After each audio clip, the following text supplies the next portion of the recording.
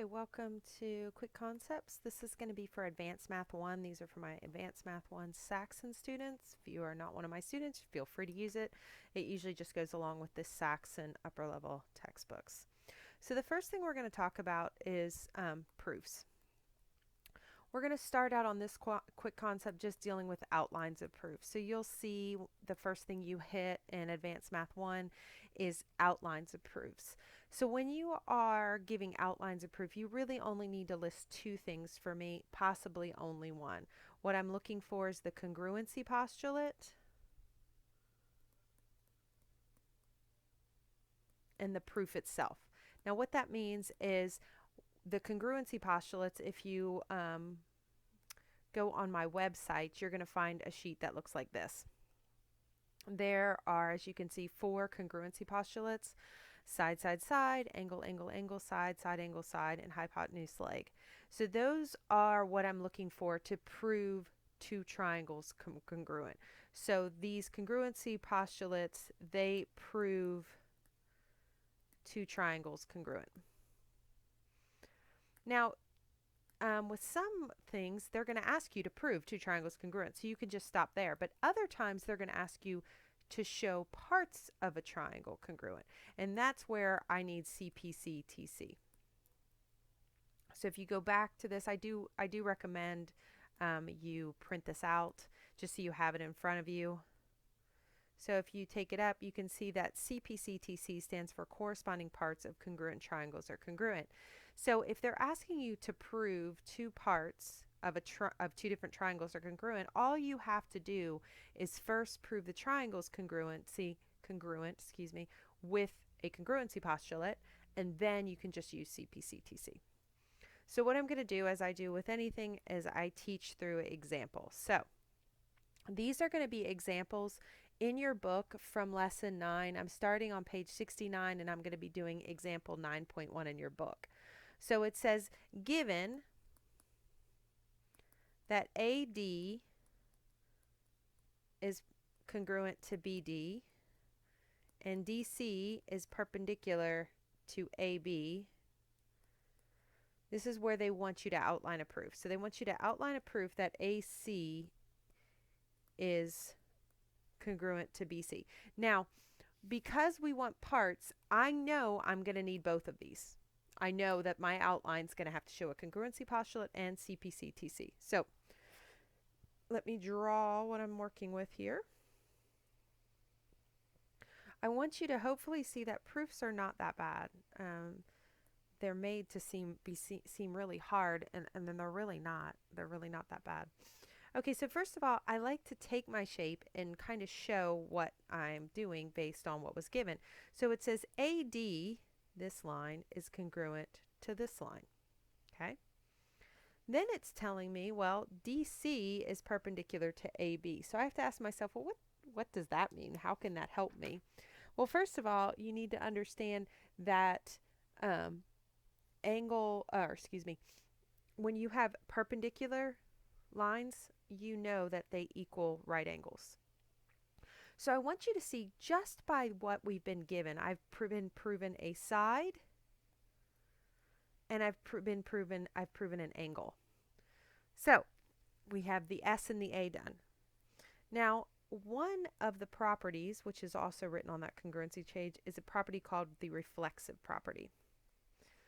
And what that means is we are just going to state, which most people know, but in geometric proofs they like you to state the obvious, CD is congruent to CD.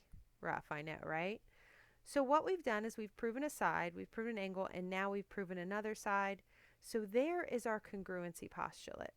So we would say sine, angle, side, and then Cpctc, because we had to prove that triangle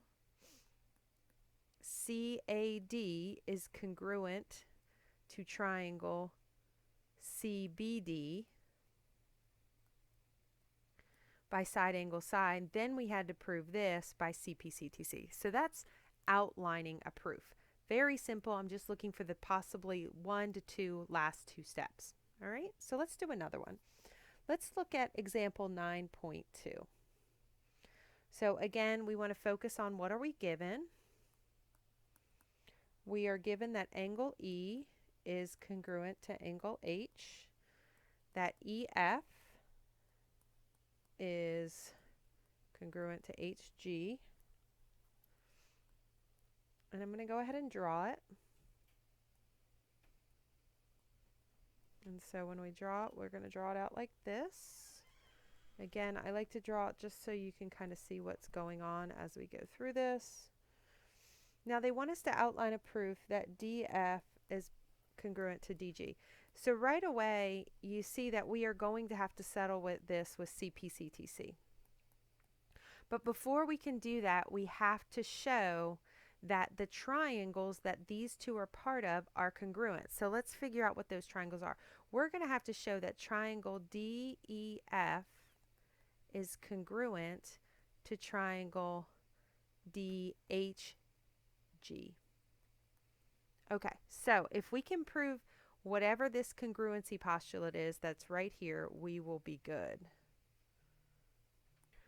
Okay, so what we're going to do is we're going to apply the proofs that we were, or the parts of this that we were given, and then see what we have left. So if we know that angle E is equal to angle H, what we've done is we've proven an angle.